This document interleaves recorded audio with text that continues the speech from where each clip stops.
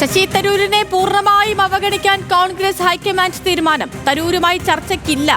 ആവശ്യമെങ്കിൽ തരൂരിന് രാഹുൽ ഗാന്ധിയുമായി കൂടിക്കാഴ്ചയ്ക്ക് അനുമതി നൽകും. തരൂരിനെതിരെ നടപടിയെടുക്കേണ്ട ആവശ്യമില്ലെന്നും ഹൈക്കമാൻഡ്. ഡൽഹിയിൽ നിന്നും ശരത് ലാൽ ചേരുന്നു. ശരത്ത്, ഇന്നലെയും ശശി തരൂരിന്റെ ഭാഗത്തു നിന്നുണ്ടായത് ഈ നിലമ്പൂരുമായി ബന്ധപ്പെട്ടുള്ള പ്രതികരണമായിരുന്നു. തന്നെ അവിടേക്ക് ആരും ക്ഷണിച്ചില്ല, അതുകൊണ്ട് മാത്രമാണ് പോകാത്ത. ഒരു മിസ് കോള് പോലും ആരുടെയും ഭാഗത്തുണ്ടായിരുന്നില്ല എന്നുള്ള ഒരു പരിഭവം അദ്ദേഹം ഇന്നലെയും മാധ്യമങ്ങളോട് പറഞ്ഞു. ഒരു തിരഞ്ഞെടുപ്പ് ദിവസം അദ്ദേഹം നടത്തിയ ഈ പരാമർശം പാർട്ടിയെ ചെറിയ രീതിയിലെങ്കിലും പ്രതിസന്ധിയിലാക്കിയിട്ടുണ്ട്. ഇപ്പോൾ തരൂരുമായി ഒരു ചർച്ചയ്ക്കുമില്ല എന്ന നിലപാടിൽ തന്നെയാണോ നേതൃത്വം? എന്താണ് മനസ്സിലാക്കാൻ കഴിയുന്നത്? വിവരങ്ങൾ പറയാം. കേരളത്തിലെ നേതൃത്വത്തോട് നേരത്തെ തന്നെ തരൂർ വിഷയത്തിൽ ഒരു പ്രതികരണവും പാടില്ല. അത് തരൂരിനെ പാർട്ടി പരിപാടികൾ കഴിയുന്നത് പങ്കെടുപ്പിക്കരുത്. തിരുവനന്തപുരം ലോക്സഭാ മണ്ഡലത്തിൽ പുറത്ത് നേരത്തെ തന്നെ ഒരു അലിഖിത നിർദ്ദേശം ഹൈക്കമാൻഡിന്റെ ഭാഗത്തുനിന്ന് കോൺഗ്രസ് KPCCക്ക് നൽകിയിരുന്നു. ഇത് മനസ്സിലാക്കിയാണ് തരൂർ ഇന്നലെ തെരഞ്ഞെടുപ്പ് ദിവസം തന്നെ ഇത് സംബന്ധിച്ച തന്റെ പ്രതികരണം വ്യക്തമാക്കിയത്. എന്നാൽ കോൺഗ്രസ് ഡൽഹിയിലെ ഹൈക്കമാൻഡിനെ സംബന്ധിച്ചിടത്തോളം തരൂരിനെ അവഗണിക്കുക, തരൂരുമായിട്ട് ഇനിയൊരു കൂടിയാലോചനയോ ചർച്ചക്കോ മല്ലികാർജ്ജുന ഖാർഗെയോ രാഹുൽ ഗാന്ധിയോ തയ്യാറില്ല എന്നത് വ്യക്തമാക്കുന്നതാണ് ഇന്നത്തെ നിലപാട്.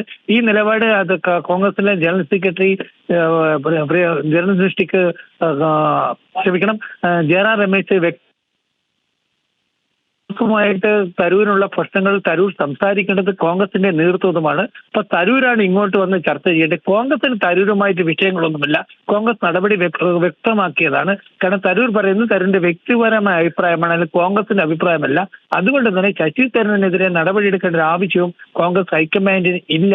കാര്യങ്ങളൊക്കെ നേരത്തെ തന്നെ തീരുമാനിച്ച കാര്യങ്ങളാണ്. ഇനി തരൂരിന് വേണമെങ്കിൽ കോൺഗ്രസിന്റെ ഹൈക്കമാൻഡുമായിട്ട് തങ്ങളുടെ അഭിപ്രായ വ്യത്യാസങ്ങൾ പറയാം, തുറന്ന് ചർച്ച ചെയ്യാം. അതിനുവേണ്ടി എപ്പോൾ വേണമെങ്കിൽ തരൂർ ആവശ്യപ്പെട്ടാൽ രാഹുൽ ഗാന്ധി കാണാൻ തയ്യാറാണ് എന്നാണ് ജയറാം രമേശ് വ്യക്തമാക്കുന്നത്. ഇതുകൊണ്ട് തന്നെ നമുക്കിപ്പോൾ മനസ്സിലാകുന്ന ഒരു കാര്യം, ശശി തരൂർ പൂർണ്ണമായി ശശി തരൂരിനെ തിരുവനന്തപുരം ലോക്സഭാ മണ്ഡലത്തിന് പുറത്ത് പരിപാടികൾക്കൊന്നും കോൺഗ്രസിന്റെ ബാനറിൽ വിളിക്കാതിരിക്കുക എന്ന അലിഖിതമായ ഒരു നിർദ്ദേശം ഹൈക്കമാൻഡിന്റെ ഭാഗത്തുനിന്ന് പോയിട്ടുണ്ട്.